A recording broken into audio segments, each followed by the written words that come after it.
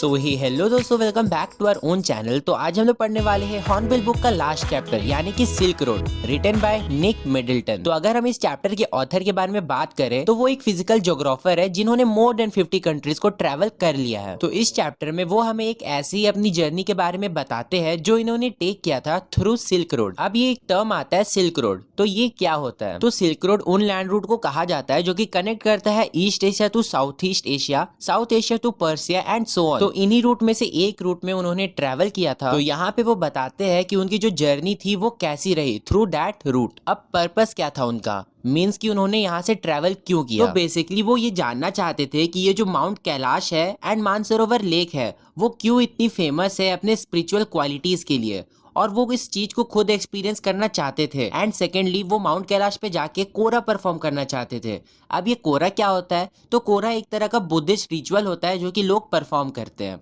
तो अब सबसे पहले मैं आपको इस चैप्टर का एक ब्रीफ समरी दे देता हूँ जिससे आपको एक क्लियर आइडिया मिल जाएगा कि इस चैप्टर में होता क्या है। तो अब ऑथर यहाँ पर बताना स्टार्ट करते हैं कि उन्होंने अपनी जो जर्नी है वो कैसे स्टार्ट किया। तो इनके साथ था इनका एक दोस्त जिसका नाम था डैनियल और इनके एक गाइड। तो ये लोग बहुत अच्छे आई मीन वुलन क्लोथ को लेकर के गाड़ी में ट्रेवल कर रहे होते हैं। तो फिर ये हमें बताते हैं कि इनके जो गाइड है जिनका नाम होता है सीतन, वो इनसे कहते हैं कि वो एक ऐसे रास्ते से उनको लेके जाएंगे जहां पर से उनको एकदम मिनिमम प्रॉब्लम होगी, और अगर रास्ते में बर्फ नहीं पड़ती है तो वो टाइम पे वहां पर पहुंच जाएंगे। एंड जैसे ही ये लोग अपनी जर्नी को स्टार्ट करते हैं इनको बहुत सारी ब्यूटीफुल साइट्स नजर आती है। बहुत सारे ट्राइब्स के लोग, नोमैडिक ट्राइब्स के लोग इनको दिखते हैं और फिर वो ऐसे ही बहुत सारे ब्यूटीफुल नजारे को देखते हुए क्रॉस करते हैं। अब ये जब जा रहे होते हैं तो इनके रास्ते में बर्फ पड़ जाती है और ये बहुत ही अनएक्सपेक्टेड चीज होता है। तो वो लोग इस चीज को एकदम एक्सपेक्ट नहीं करते और इनफैक्ट उनके गाइड भी उनसे ये कहा था कि इस रोड से उनको बहुत मिनिमम प्रॉब्लम होगी। अब यहाँ पर क्योंकि बर्फ पड़ गया है तो रोड बहुत स्लिपरी हो गए हैं। अपार्ट फ्रॉम दिस, अब जैसे जैसे ये लोग आगे बढ़ रहे थे, मींस ग्रेटर एल्टीट्यूड में पहुंच रहे थे, ऊंचाई में पहुंच रहे थे, तो इनके जो रोड है वो बहुत ही शार्प और घुमावदार होने लगे। क्योंकि आपको पता होगा कि माउंटेन एरियाज में जो रोड होते हैं वो एकदम प्लेन नहीं होते हैं, उसमें बहुत सारी ट्विस्ट एंड टर्न्स होती है और वो काफी ज्यादा घुमावदार भी होती है। तो ये इनके लिए एक और प्रॉब्लम खड़ी हो जाती है, क्योंकि जब इनकी गाड़ी को एक शार्प टर्न लेना था तब इनको और इनके दोस्त डेनियल को उस गाड़ी से उतरना पड़ता, और सीतन फिर उस गाड़ी को बहुत ही केयरफुली, बहुत ही ध्यान से आगे बढ़ाते हैं और टर्न लेते हैं। वो गाड़ी से बाहर इसलिए निकल जाते हैं क्योंकि उन्हें पता होता है कि जब कोई आदमी ड्राइव कर रहा होता है वो भी इतने इंटेंस सिचुएशन में, तो उनके ऊपर बहुत सारा बर्डन होता है। और यहाँ तो सिचुएशन और भी ज्यादा खराब है क्योंकि पहले ही से वो बहुत हाइट पे है और रोड बहुत स्लिपरी हो रही थी, एंड जो गाड़ी है उसके साथ कभी भी कुछ भी हो सकता है। तो इसीलिए वो लोग दोनों उतर जाते हैं ताकि जो ड्राइवर है वो आराम से कंसंट्रेट करके गाड़ी को चला पाए और उसके ऊपर से थोड़ा सा भार, थोड़ा सा बर्डन हल्का हो जाए। अब आगे जाके क्या होता है वो बताते हैं कि इतनी ज्यादा ठंड होती है कि उनकी गाड़ी का जो फ्यूल टैंक होता है उसके अंदर जो फ्यूल है वो वेपराइज होना स्टार्ट हो जाते हैं। एंड ताकि लीकेज ना हो तो वो उसकी ढक्कन को भी खोल देते हैं ताकि जो वेपराइज्ड फ्यूल है वो उड़ जाए और वहां पर कोई भी लीकेज का चांस ना बने। अब कुछ टाइम बाद वो हमें ये बताते हैं कि इनके जो दोस्त डैनियल है वो वापस लहासा चले जाते हैं।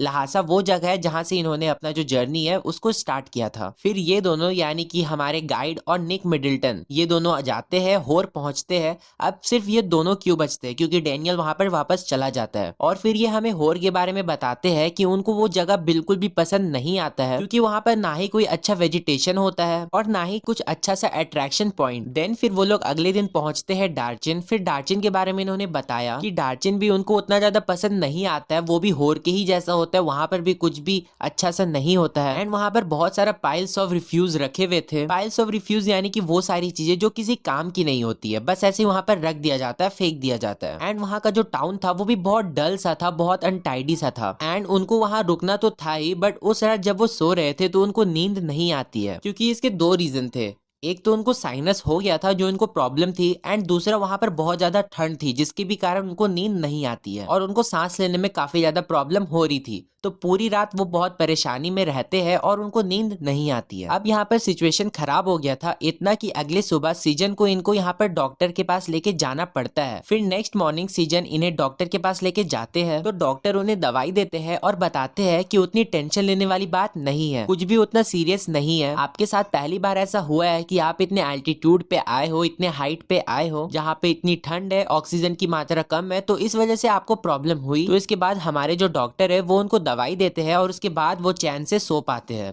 अब अगले दिन क्या होता है, जो सीतन है, जो उनके गाइड होते हैं, वो भी उनको छोड़ के चले जाते हैं। अब क्यों? क्योंकि वो एक लोकल गाइड थे और उनको बाकी टूरिस्ट को भी लाने जाना था, उनको अपने बिजनेस से मतलब था। तो अब बचे हमारे पास सिर्फ और सिर्फ हमारे ऑथर। तो ऑथर को यहाँ पे काफी ज्यादा बुरा लग रहा था, क्योंकि उनके जो दोस्त थे डैनियल, वो पहले ही उनका साथ छोड़ दिए थे और वो वहां पर अकेले पड़ गए थे। और अब उनको बहुत ज्यादा परेशानी होने वाली थी कि वो कैसे ट्रैवल करेंगे, कैसे अपना जर्नी को कंप्लीट करेंगे। और उनको माउंट कैलाश भी जाना था कोरा को परफॉर्म करने के लिए, तो वो सब चीज कैसे होगा, वो अकेले कैसे करते, उनको किसी न किसी का साथ चाहिए था। तो फिर वहीं पे जब वो एक लोकल कैफे में जाते हैं कॉफी पीने के लिए, तो वो वहां पर सोचते हैं कि उनको एक बंदा चाहिए था जिसके साथ वो अपनी जो जर्नी है उसको कंप्लीट कर सके, जो इंग्लिश बोल सके। क्योंकि हमारे ऑथर निक जो है वो एक ब्रिटिश फिजिकल ज्योग्राफर है और इंग्लिश में वो कम्युनिकेट करना चाह रहे थे, अदरवाइज वो लोगों से कम्युनिकेट नहीं कर पाते। तो इंग्लिश उनके लिए काफी ज्यादा इंपॉर्टेंट थी। तो जब वो वहां पर कॉफी पी रहे थे तो वहां पर एक बंदा आता है जिसका नाम होता है नोरबू। मैं आपको बता दूं कि नोरबू भी एक फॉरेनर होता है जो कि वहां पर रिसर्च वर्क के लिए आया होता है। एंड जब इन्होंने आपस में बात करी तो हमारे ऑथर को लगता है कि हाँ, मैं इस इंसान के साथ अपना जो जर्नी है उसको कंप्लीट कर सकता हूँ, क्योंकि नोरबू को भी अपनी जो रिसर्च है जो माउंटेन से रिलेटेड है एंड कोरा प्रैक्टिस है, तो इसको इसके बारे में लिखना है, रिसर्च वर्क करना है एंड मुझे भी इसको परफॉर्म करना है, तो हम लोग साथ में जा सकते हैं। और फिर ये आपस में बात करके ये डिसाइड कर लेते हैं कि अब ये दोनों साथ में अपना जो जर्नी है वो करेंगे।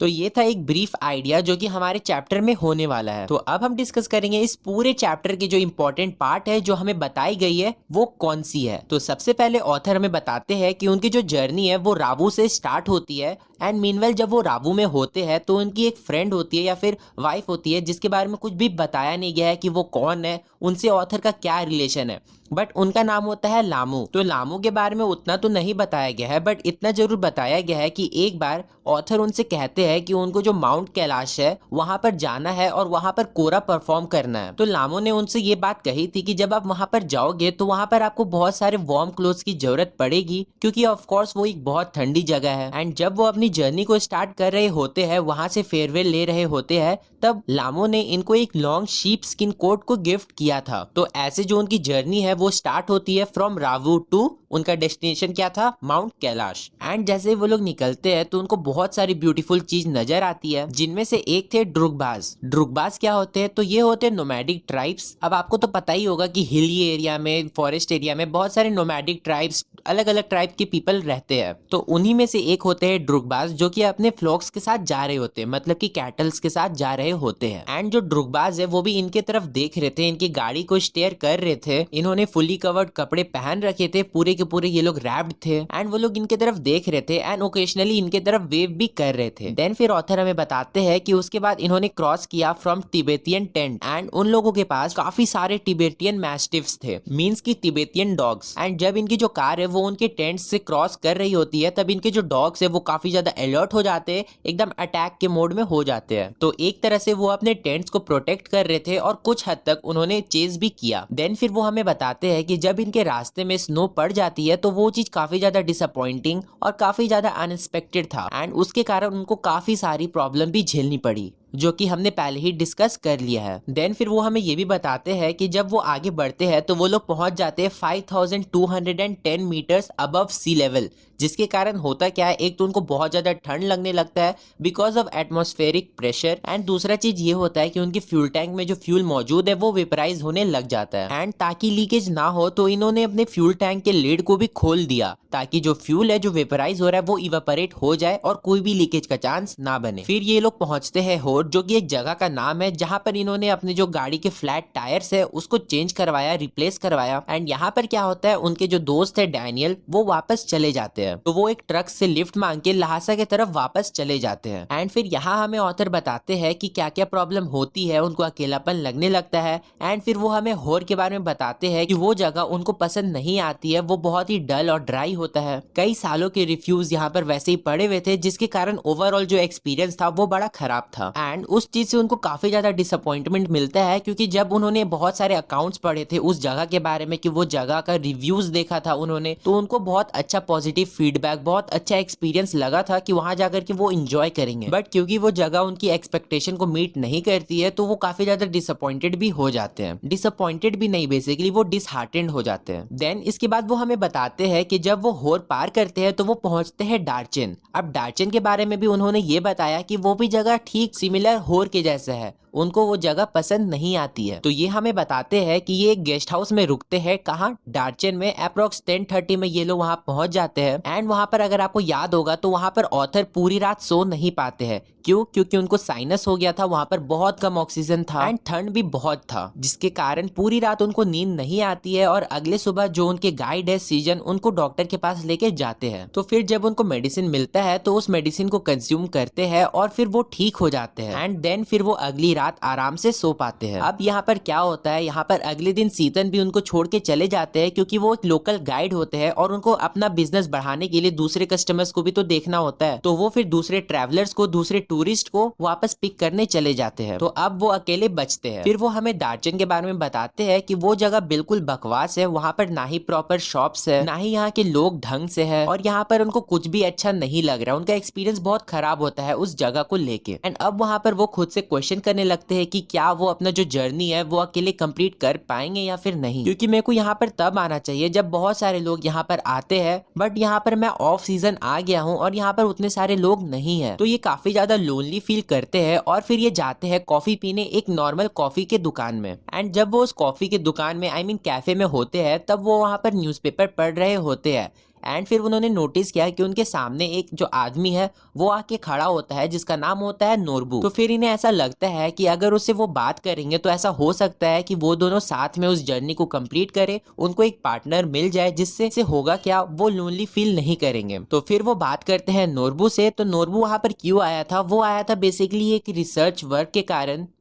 एंड वो रिसर्च वर्क किसका था? वो था बीजिंग यूनिवर्सिटी का। एंड इनका जो टॉपिक था वो था लेक मानसरोवर और माउंट कैलाश की स्पिरिचुअलिटी, जो मैजिक होता है उसके बारे में। देन फिर जब इन्होंने आपस में बात किया तो इनको लगता है कि हाँ, अब ये म्यूचुअली इस जर्नी को कंप्लीट कर पाएंगे। ऑथर को भी अच्छा लगता है क्योंकि वो अकेले पड़ गए थे और उनको भी किसी का साथ चाहिए था। तो फिर दोनों एक साथ जर्नी पे जाते हैं, उसे कंप्लीट भी करते हैं। एंड हमारे जो ऑथर है उन्होंने जो डिसाइड किया था वो कोरा परफॉर्म करेंगे, तो वो कोरा को परफॉर्म करते हैं। एंड वही नोरबू, जिनको रिचुअल तो परफॉर्म नहीं करना था बट उन पे रिसर्च करना था, उसके बारे में लिखना था, तो वो भी आराम से उस काम को करते हैं। तो यही था आज का हमारा चैप्टर। उम्मीद है आपको पसंद आया होगा। एंड अगर आया है तो एक लाइक तो कर देना। एंड इसी तरह की दूसरी क्लास 11 की एक्सप्लेनेशन वीडियोस के लिंक आपको डिस्क्रिप्शन में मिल जाएंगे, तो उसे भी देख लेना। पसंद आए तो सब्सक्राइब कर देना, शेयर कर देना।